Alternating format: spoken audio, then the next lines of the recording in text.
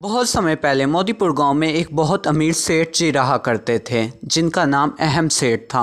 उनकी बहुत बड़ी ज़मीन थी, साथ ही उनके पास एक अनाज का गोदाम भी था। उनकी शादी गोपी नामी लड़की से हुए कई साल बीत चुके थे और उनकी सिर्फ एक बेटी थी जिसका नाम मीरा था। सेठ जी और उनकी पत्नी की ये इच्छा थी कि उनके यहाँ कोई बच्चा हो ताकि सारी प्रॉपर्टी उसे मिल सके। ऐसे ही एक दिन सेठ जी का एक दोस्त उनसे मिलने आता है और कहता है, अरे भाई, तुम तो इतने अमीर हो, तुम्हारे पास तो इतना पैसा है, लेकिन इन पैसों का फ़ायदा ही नहीं, तुम्हारे पास तो वारिस ही नहीं है। कई बरसों से मेरी भी ये तमन्ना है कि मेरे पास कोई वारिस हो। तुम दूसरी शादी क्यों नहीं कर लेते? सेठ जी गहरी सोच में पड़ जाते हैं और उनका दोस्त कहता है, मेरे नज़र में एक लड़की भी है, मेरी बहन की बेटी देवो गोपी। तुम कहो तो मैं उससे बात चलाऊं?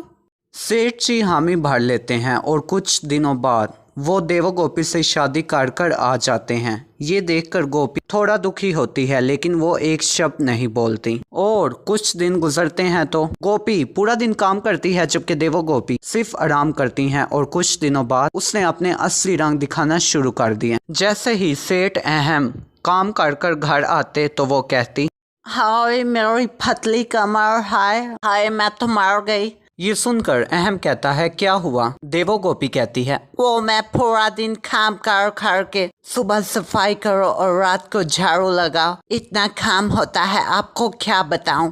अहम कहता है, क्यों गोपी तुम्हारी मदद नहीं करती? जिस पर देवो गोपी कहती है, ओ दीदी, आप दीदी की बात कर रहे हो? वो तो एज से मुझसे बड़ी है बहुत, वो बेचारी कैसे काम कर सकती है? और वैसे भी वो आपकी पहली पत्नी है, उनकी पोजीशन मुझसे हाई है। ये सुनकर अहम आग बगोला हो जाता है और गोपी को वहां बुलाता है। इसके बाद वो गोपी को खूब डांटता है। गोपी अहम को समझाने की बहुत कोशिश करती है लेकिन अहम नहीं मानता।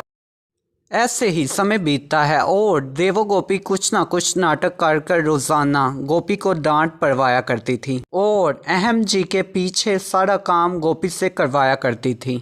एक दिन नौबत जहाँ तक आ गई कि अहम ने गोपी को अपने घर से निकाल दिया। समय बीतता है और एक दिन देवो गोपी अहम के पास आती है और कहती है, अहम जी जरा सुनिए मेरी बात, ये मैं उस घर के कागजात लाई हूँ जो कि आप मेरे भाई को उपहार के तौर पर देने वाले हो। अहम कहता है, हाँ, मेरे साले का शादी का गिफ्ट भी बड़ा होना चाहिए। और वो बिना पढ़े पेपर्स को साइन कर देता है।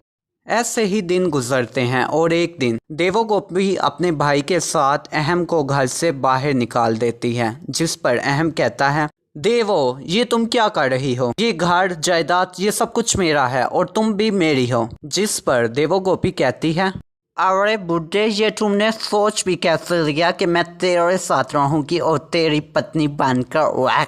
अपनी शक्ल देखी है? हा। और उस दिन जो तूने पेपर पर साइन नहीं किए थे वो तेरी सारी जायदाद और जमीन के थे जो कि अब मेरे नाम हो चुकी है। अब जा, मार यहाँ से। बुझे, तू तो अपनी पहली पत्नी का नहीं हो सका, मेरा क्या होगा, निकल।